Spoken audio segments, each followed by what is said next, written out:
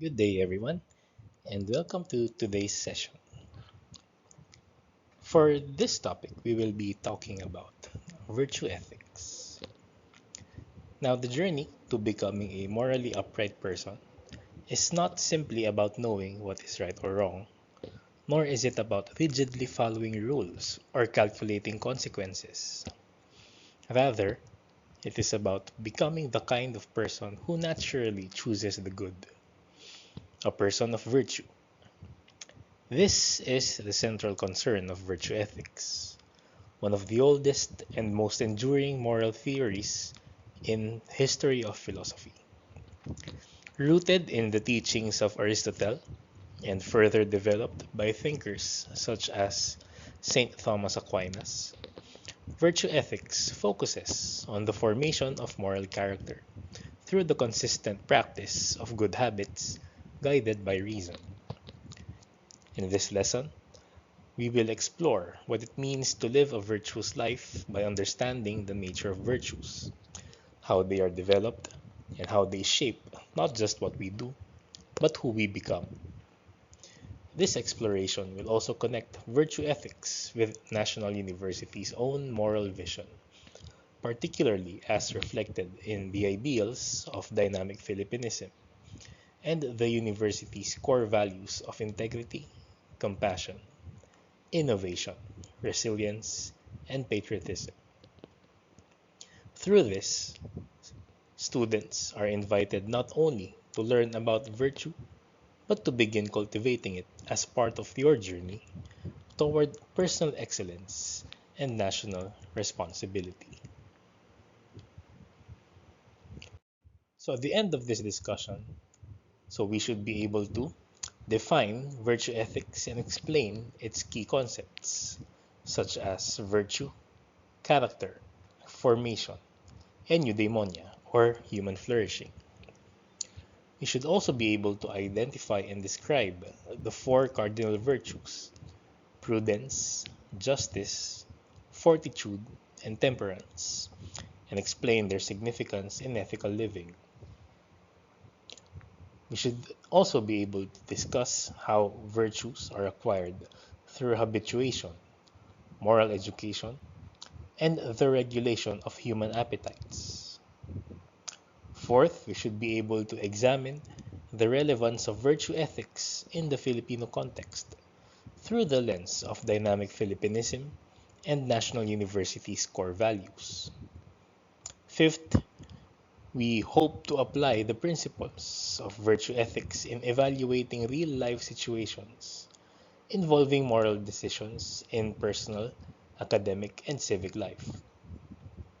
And lastly, we aim to reflect on personal habits and moral dispositions in light of the goal of becoming a virtuous citizen and a responsible member of the community.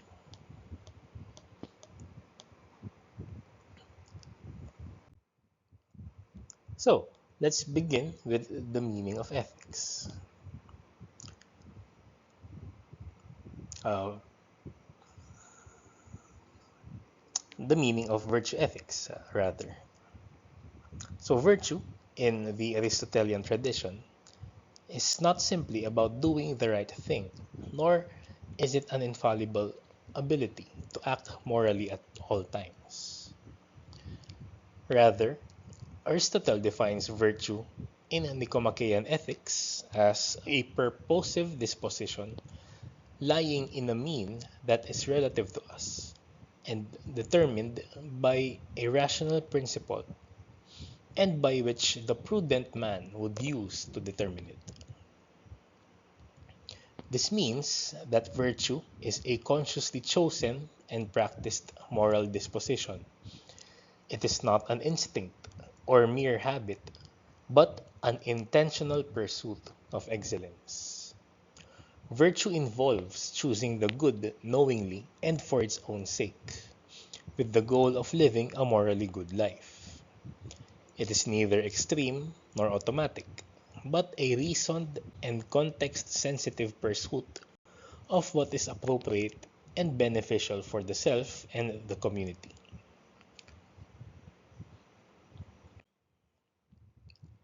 Now, Thomas Aquinas expands on this idea, emphasizing that virtue is a good quality of the mind, produced by God's grace, yet rooted in human rational nature.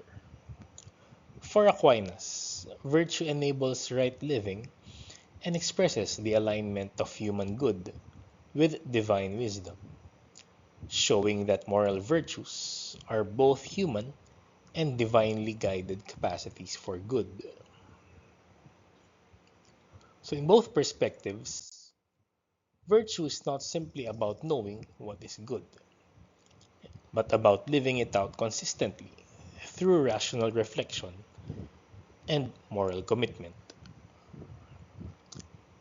Now, the virtuous life is not defined by perfect moral conduct or rigid rule following, but by the formation of character and the pursuit of moral excellence.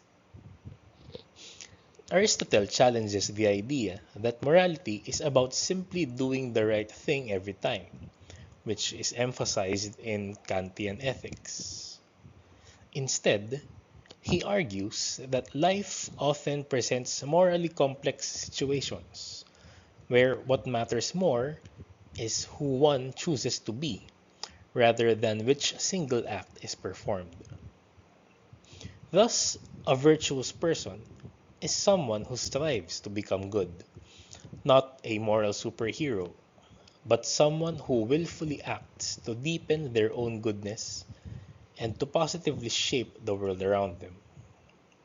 This pursuit is deeply rooted in rationality, as humans are capable of discerning right from wrong based on careful understanding of the situation, or orthos logos, not just abstract rules. Aquinas reinforces this by stating that all human beings have the natural potential to become good, but moral virtues are needed to direct that potential into consistent, concrete, and socially responsible action. Intelligence or talent does not guarantee goodness. Only those who integrate moral insight with behavior can be considered truly virtuous. In summary, the virtuous life is one of active, rational, and context-sensitive moral development, where individuals cultivate their capacities for good through conscious choices, habitual practice, and alignment with both reason and the good of others.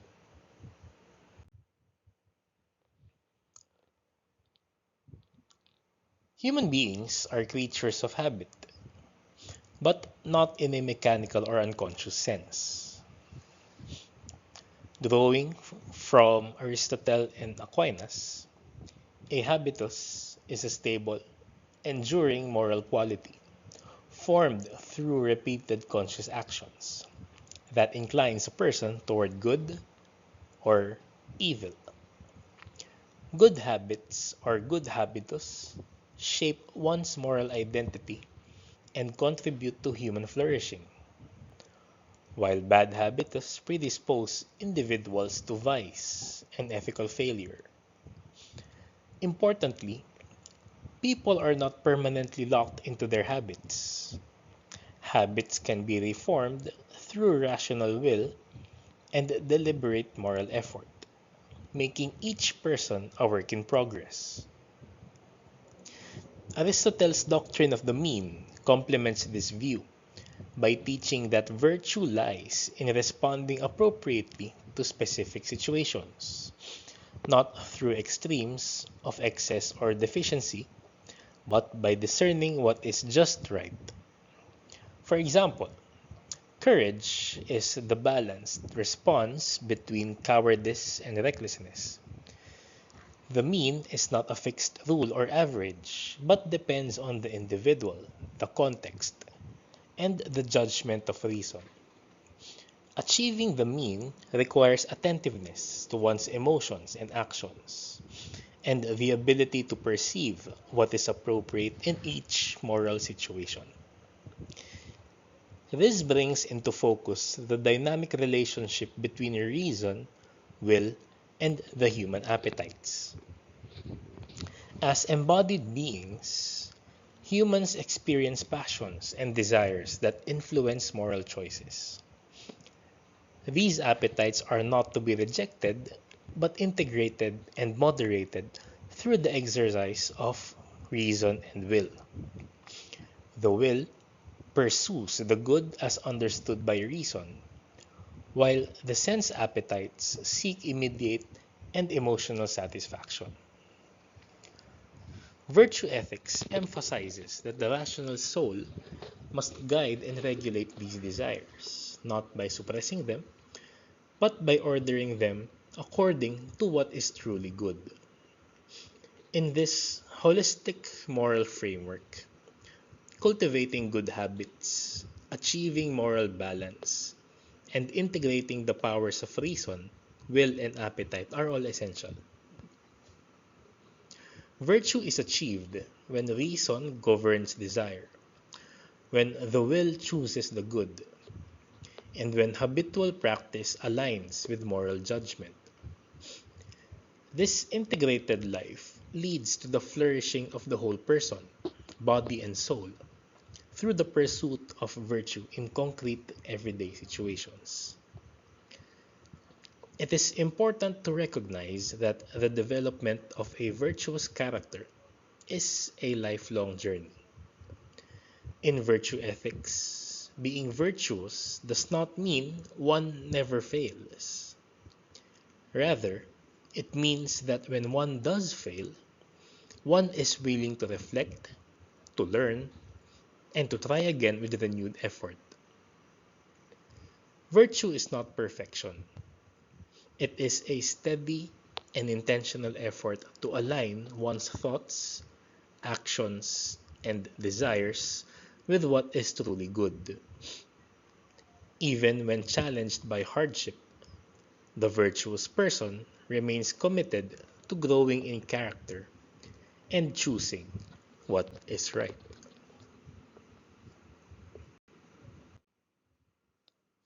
Now, to live a truly virtuous life requires more than good intentions.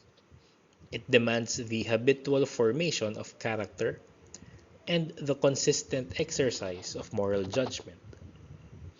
In the classical tradition of ethical thought, four virtues are identified as cardinal, from the Latin cardo, meaning hinge, because they are the pivotal virtues upon which all other moral virtues depend, and they are namely prudence, justice, fortitude, and temperance. Each of these virtues corresponds to a key aspect of the moral life. Prudence guides reason, justice governs our relationship with others, fortitude strengthens us in adversity, and temperance moderates our desires. By cultivating these virtues, individuals not only become morally upright, but also grow in self-mastery, in responsibility, and in wisdom. More importantly, these virtues lead toward eudaimonia, the good and happy life that arises from living in accordance with reason and moral excellence. Far from being abstract ideals, the cardinal virtues shape everyday choices and relationships, guiding individuals toward lives of purpose, fulfillment, and authentic human flourishing. So let's talk about these cardinal virtues one by one, starting with prudence, the charioteer of the virtues. So prudence is the virtue that enables a person to discern the good in any given situation and to choose the right means of achieving it. It is both a moral and intellectual virtue. directing human actions through the light of reason. More than mere cleverness or technical skill, prudence seeks moral truth and translates it into concrete actions. For this reason, it is often called the charioteer of the virtues, as it guides and governs all other virtues by applying them rightly in varying circumstances. Unlike other virtues that deal with particular areas of life, such as courage in facing fear or temperance in moderating desires, prudence is universal in scope. It is concerned with the right conduct of life as a whole. It ensures that courage does not become rashness, that temperance does not become repression, and that justice does not become cruelty. In this way, prudence does not merely accompany the moral virtues, it makes their exercise possible. Without prudence, no other virtue can be truly virtuous. A just act done without discernment may become blind rigidity. A brave act done without foresight may become recklessness. Only when the virtues are applied with prudence do they serve the good. Thus, prudence is considered the foremost of all moral virtues, not because it is the highest in dignity, but because it is the necessary condition for the proper functioning of every virtue. Prudence unfolds through three essential acts. First is counsel, or deliberatio, the careful collection of relevant information and reflection on possible courses of action. This includes being attentive to advice, learning from past experience, and recognizing the uniqueness of the present situation. The second act is judgment, or judicium, the rational assessment of options to determine the most fitting action. It is through this act that one discerns the morally appropriate response. And the third is command, or imperium, the execution of the decision, carrying out what one has judged to be the right action. The act brings reason into reality through action. Together, these acts make prudence a dynamic virtue, one that bridges thought and action, principle and practice, intention and outcome. In summary, prudence is the virtue of moral leadership and self-governance. It shapes a person's ability to live wisely and well, ensuring that all other virtues are exercised not blindly or instinctively, but intelligently, freely, and rightly. As such, prudence is indispensable to the moral life. It is not merely one virtue among many, but the one that makes the others fully human and fully virtuous.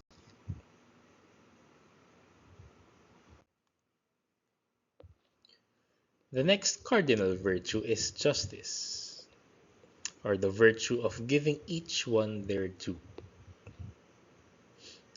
So justice is the moral virtue that inclines the will to consistently give to others what is rightfully theirs. It governs human relationships and ensures fairness, equity, and respect within society. Justice is not merely about legal correctness or external conformity to rules. Rather, It is a deeply rooted disposition that seeks the good of others and upholds the common good. In contrast to virtues like prudence or temperance, which focus primarily on the moral agent, justice is inherently relational. It always involves an other, whether it be a person, group, or community. Justice is thus the virtue that orders our interactions with others according to right reason, establishing harmony and mutual respect. Justice is expressed in various forms. We have commutative justice that concerns fairness in exchanges between individuals, such as contracts, trade, and restitution. We also have distributive justice, which pertains to how society or authority allocates goods, honors, or responsibilities to individuals based on merit and need. And lastly, we have legal or general justice, which refers to the responsibility of individuals toward the common good and the legal or moral order of society.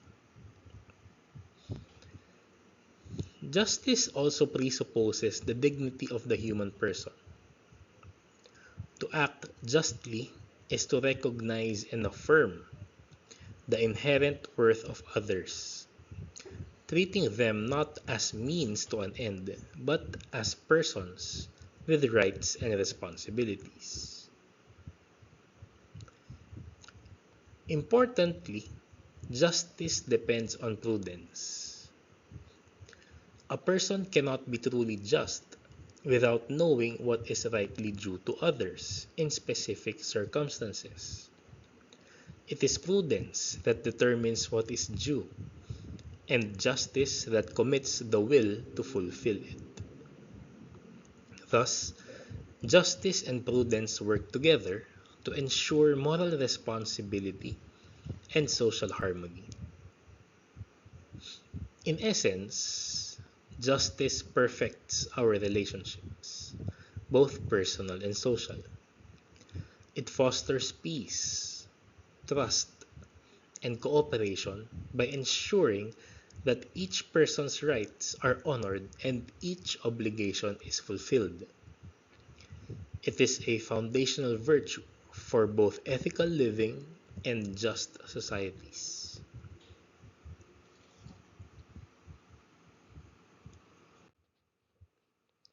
Third is the virtue of fortitude. It is the moral virtue that enables individuals to remain firm in doing what is right, especially in the face of fear, suffering, hardship, or moral difficulty. Also known as courage, fortitude strengthens the will to endure difficulties and to resist temptations that might lead one away from what is truly good. This virtue is not about recklessness or the absence of fear. Rather, it is a rational and disciplined resolve that allows a person to overcome the obstacles and maintain commitment to moral principles. Fortitude balances the natural instinct for self-preservation with the higher demands of justice, truth, and responsibility. It has two key expressions. First is endurance, or the strength to bear trials, pain, or prolonged adversity without falling into despair or resentment. This includes the quiet perseverance of those who suffer illness, persecution, or personal loss with integrity and hope. The other expression is assertion. the readiness to take action when the good must be defended or pursued, even at personal cost. This includes standing up for truth, protecting the vulnerable, or confronting injustice.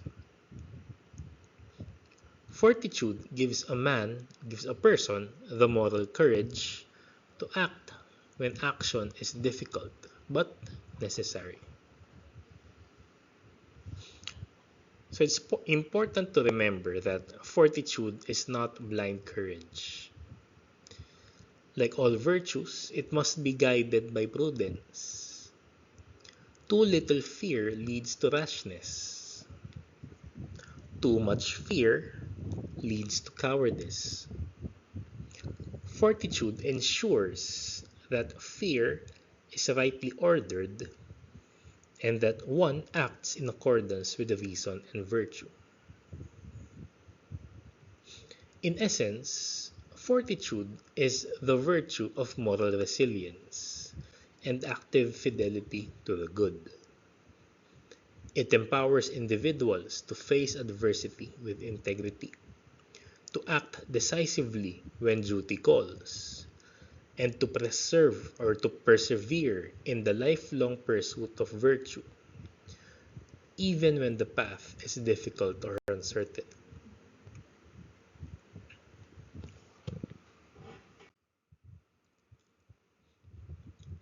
Now, the fourth cardinal virtue is the virtue of temperance.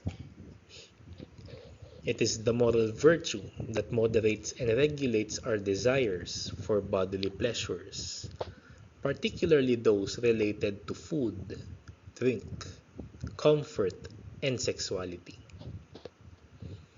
It enables a person to enjoy these legitimate pleasures in the right way rather, at the right time, and in the right measure, according to the guidance of reason. Unlike suppression or denial, temperance is not about rejecting pleasure. It is about exercising self-mastery. This virtue allows the person to control impulses, resist excessive indulgence, and maintain a healthy balance between bodily desires and rational purpose. It reflects the harmony of reason and appetite within the human person.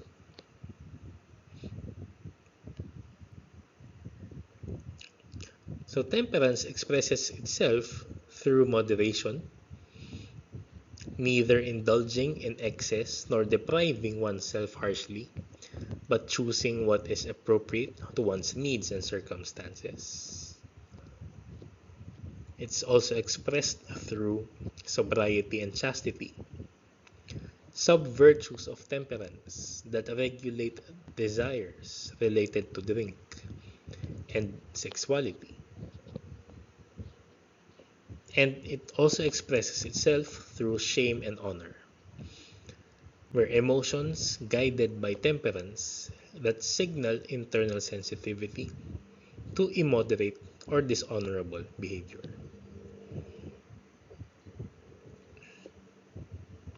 One important area where temperance is especially needed is in the regulation of sexual desire.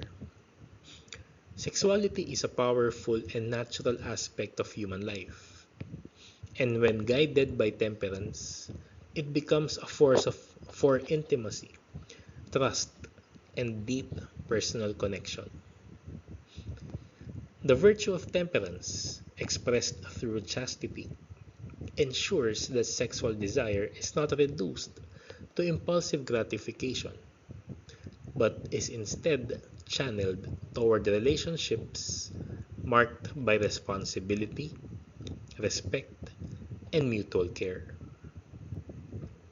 Practically speaking, many recognize that these conditions are best safeguarded in the context of marriage, where legal, emotional, and social commitments help create a space for trust and fidelity. Moreover, individuals who have consciously chosen to withhold sexual activity until marriage often demonstrate a high degree of self-mastery. This cultivated temperance becomes especially valuable in marriage, where there may be times, due to travel, illness, menstrual cycles, or other circumstances, when one spouse is unable to meet the sexual needs of the other. Those who have developed the habit of temperance before marriage are often better equipped to remain faithful and respectful during such moments, as they have already trained themselves to place love, patience, and self-control above immediate gratification. In this sense, temperance contributes not only to individual virtue, but also to the stability and resilience of lifelong partnerships. Temperance is essential for interior freedom. It liberates the person from the tyranny of impulse, enabling higher pursuits such as friendship, study, service, and spiritual growth. It fosters personal integrity and preserves human dignity by aligning bodily passions with reason and virtue. As with all moral virtues, temperance must be guided by prudence. What is temperate for one person may be excessive or insufficient for another, depending on age, health, social context, or vocation. Prudence discerns the proper measure. Temperance faithfully follows it.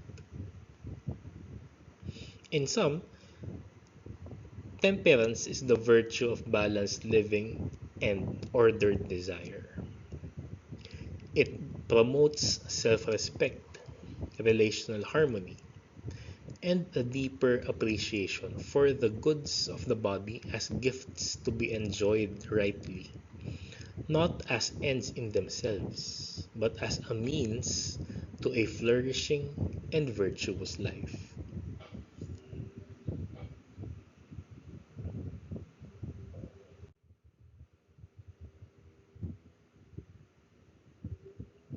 So, in a world where ethical decisions grow increasingly complex, education must go beyond technical competence and aim at the formation of persons with sound moral character.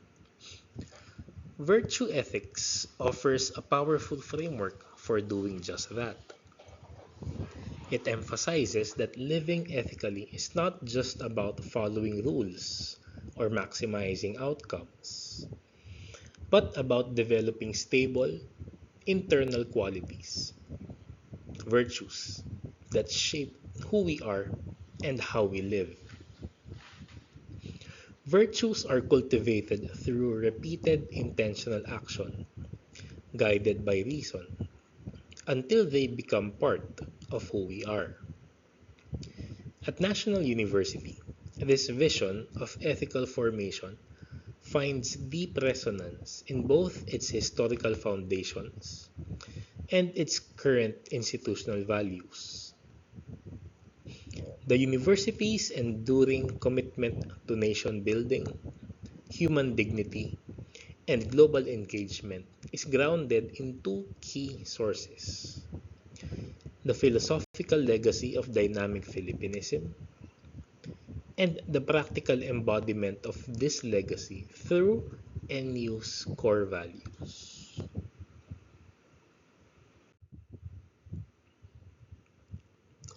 Now, at the heart of National University's identity lies a powerful educational and moral vision known as dynamic Philippinism, a term coined and developed by Camilo Osias, the university's first president. Rooted in the belief that education should form not only minds but also character, dynamic Filipinism promotes the internationalization of all that is best in the Filipino, while remaining open to the enriching values of democracy, progress, and global citizenship. When read through the lens of virtue ethics, dynamic Filipinism becomes a compelling framework for shaping students who are not only competent but also deeply ethical, reflective, and committed to the common good.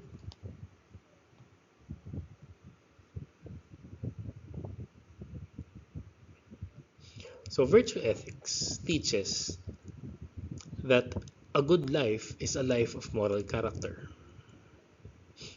formed through the habitual practice of virtues that shape who a person is and how they relate to others. In the same way, dynamic Filipinism calls for the formation of individuals whose character is shaped by both Filipino identity and universal human values, cultivated through education, social responsibility, and civic virtue. Osias emphasized that Filipinism is not about blind nationalism, but about developing in each person a conscious love for country, a disciplined moral conscience, and a willingness to serve. He asserted that the Filipino must be taught not just to succeed, but to become, to be a citizen of moral substance, guided by reason and moved by purpose. Dynamic Filipinism aligns with core virtues upheld by both the classical tradition of virtue ethics and the core values of National University. So it includes prudence, where a Filipino educated in the spirit of dynamic Filipinism must learn to act wisely in complex realities, discerning what is just, appropriate, and beneficial not only for the self but for the country. This involves the ability to balance love of tradition with openness of innovation.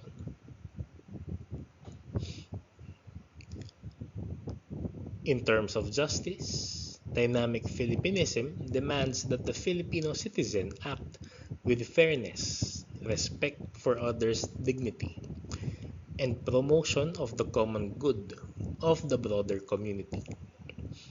As Osias stressed, education must foster respect for law, authority, and the rights of others, core demands of the virtue of justice. In terms of fortitude, the dynamic Filipino is one who does not shrink in the face of national difficulty, but who perseveres with hope, courage, and loyalty. This aligns with National University's value of resilience, forming students to rise above adversity while staying true to their ethical convictions. In terms of temperance, the Filipino who lives by dynamic Filipinism exercises discipline and moderation, channeling freedom not into indulgence but into service, reflection, and responsibility. This is particularly important in an era of consumerism and moral relativism, where self-mastery becomes essential for ethical leadership. And in terms of patriotism, dynamic Filipinism is, above all, a call to civic virtue, the development of individuals who will love their country not with sentimentality but with reasoned active commitment. In this sense, patriotism becomes the Filipino expression of Aristotle's ideal of the citizen, one who takes part in the life and the improvement of the community. By aligning dynamic Filipinism with virtue ethics, National University offers a uniquely Filipino response to the universal question, what does it mean to live a good life? It teaches that the answer lies not just in achieving success, but in becoming a person of virtue, character, and public responsibility.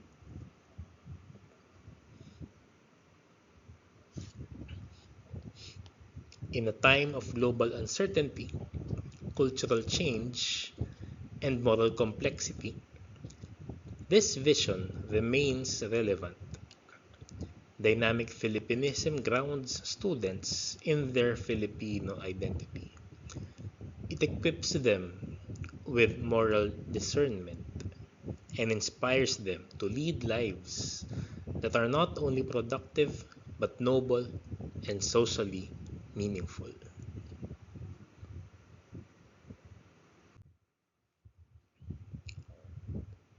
Now, in the tradition of virtue ethics, moral excellence is not measured solely by isolated actions or adherence to rules, but by the formation of character and the development of stable moral dispositions that shape how a person lives, decides, and interacts with others. At National University, the path to becoming a morally upright and socially responsible person is guided by a set of core values that not only reflect ethical ideals, but also serve as concrete expressions of virtue in the Filipino and global context. These values, integrity, compassion, innovation, resilience, and patriotism, form the basis of a more modern virtue ethics rooted in education, nation building, and service. So let's look at these core values one by one. Starting with integrity, or the virtue of moral consistency and justice. In virtue ethics, integrity reflects the unity of character, being honest, fair, and morally upright in all circumstances. At National University, integrity is the foundation of ethical conduct. It shapes the student who resists dishonesty, the professional who chooses fairness over convenience, and the citizen who upholds justice even when no one is watching. Living with integrity means being guided by reason and conscience, ensuring that one's words, actions, and intentions align with moral truth. It fosters trustworthiness, accountability, and a strong sense of personal responsibility. In the spirit of virtue ethics, integrity is not only a private matter, it is the basis of public moral leadership and community trust. Second is the value of compassion, or the virtue of empathy and human solidarity. Compassion in virtue ethics is a form of moral responsiveness to the suffering and dignity of others. At National University, compassion translates into understanding, care, and respect for the uniqueness of every person, regardless of background or situation. Compassion calls individuals to go beyond tolerance. It cultivates a deep concern for the good of others, especially the vulnerable. It promotes empathy, generosity, and service mindedness, helping form a community where education is not only about intellectual excellence, but also about becoming persons for others. The third core value is innovation, or the virtue of practical wisdom and creative purpose. In the virtue ethics tradition, practical wisdom, or phronesis, allows individuals to act effectively and rightly in concrete situations. At National University, innovation can be seen as the modern expression of this virtue, a disposition to seek improvement, relevance, and responsiveness in a rapidly changing world. Innovation is not pursued for novelty alone, but is grounded in purpose, responsibility, and excellence. It encourages problem solving, resourcefulness, and ethical creativity.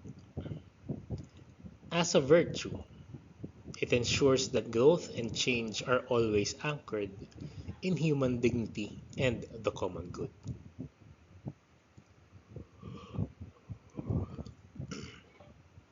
The fourth core value is resilience, or the virtue of fortitude and moral courage.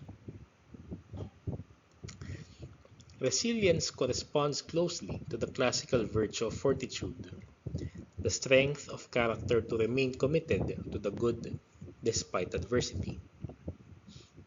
At National University, resilience is shown in the spirit of students, faculty, and alumni who persevere through hardship, adapt with humility, and respond to failure not with defeat but with renewed purpose. Resilience is not mere endurance. It is a proactive virtue. It enables individuals to grow from difficulty, to remain steady in their convictions, and to rise stronger in the service of others. It reflects not only inner strength, but also hope, a virtue that sustains communities in the face of uncertainty. And the last core value is patriotism, or the virtue of civic love and national responsibility. At the heart of dynamic Filipinism, patriotism is understood as the love of country expressed through concrete action, ethical citizenship, and devotion to the common good. At National University, patriotism is not an abstract ideal, but a call to serve the nation through education, integrity, and leadership. As a virtue, patriotism balances love for one's cultural identity with a commitment to global solidarity and democratic values. It strengthens civic engagement, motivates public service, and reminds every learner that education is a privilege with national implications. It is a form of moral loyalty, not to uncritical nationalism, but to the flourishing of the Filipino people and the values they stand for. Through its core values, National University fosters a virtue ethics that is grounded in Filipino identity, responsive to global realities, and centered on human development. These values are not mere slogans.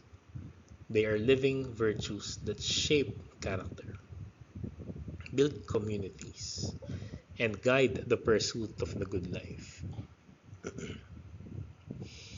In integrating integrity, compassion, innovation, resilience, and patriotism into its formation of students, NU contributes not only to academic success, but to the making of ethical citizens and moral leaders. Through this living framework of virtue, education becomes a lifelong commitment to excellence, responsibility, and the flourishing of self and society.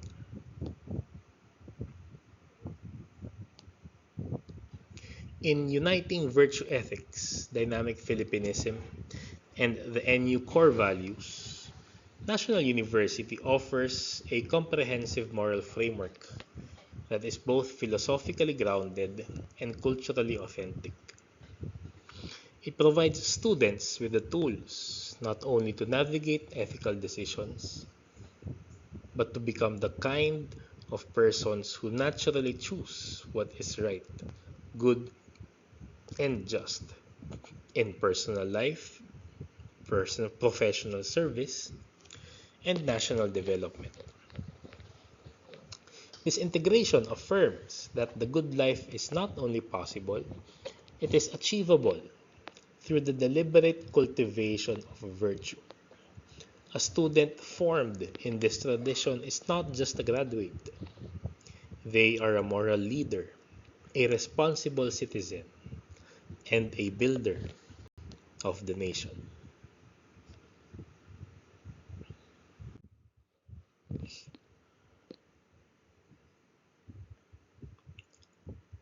So, to end, the study of virtue ethics ultimately points beyond abstract concepts and philosophical terms.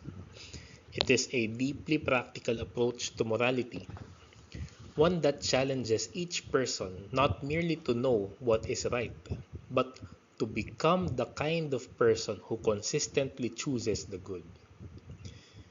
In this sense, virtue ethics is about formation, not just information.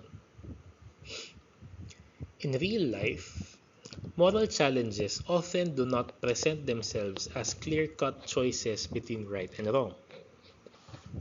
Rather, they come in the form of tensions, ambiguities, or moments when we must decide what kind of friend rather, what kind of friend, student, worker, leader, or citizen we want to be. This is where virtue ethics becomes indispensable. It teaches that by cultivating habits of honesty, courage, discipline, compassion, and justice, we shape our character in a way that allows us to respond wisely and consistently, even in uncertain situations. A person who has developed the virtue of prudence, for example, is not just clever but learns to judge rightly in complex situations. One who practices temperance knows how to control impulses, especially in a world full of distractions and excess. The person who grows in fortitude endures academic or personal setbacks without giving up on what is meaningful. And one who lives with justice seeks not just their own good, but fairness and dignity for others. Virtue ethics also plays a crucial role in professional and civic life. In fields like healthcare, law, engineering, and education, decisions are not purely technical, they carry ethical weight. A professional of character brings not only skills, but also integrity, empathy, and accountability to their work. Similarly, a virtuous citizen does not remain passive, but contributes to the common good, votes responsibly, and serves others with compassion and respect. In the Filipino context, virtue is expressed in unique and meaningful ways. Kagandahang loob or moral nobility, pakikipagkapwa-tao or solidarity, and bayanihan or communal unity. Through dynamic Philippinism and the core values of National University, students are called to embody virtues not only as individuals, but as nation builders and ethical leaders who contribute to a better society. Virtue ethics also acknowledges that the path to moral excellence is not always smooth. People will falter, encounter conflicting emotions, or fail to act virtuously in moments of weakness. But the virtuous life is not about never making mistakes. It is about having the moral resilience to rise, reflect, and continue striving for the good. The consistent effort to live virtuously, despite difficulty or failure, is what truly defines the ethical person. Ultimately, virtue ethics invites each person to commit to lifelong moral formation. It reminds us that character is not fixed, but shaped by daily choices, how we treat others, how we persevere in difficulty, and how we strive to live with purpose. It teaches that a good and happy life is not something we stumble upon by accident. It is something that we build intentionally, one virtuous act at a time. And that ends our discussion on virtue ethics. So thank you all for listening, and I hope that you've learned something from our simple discussion on virtue ethics. So thank you and have an ethical day ahead.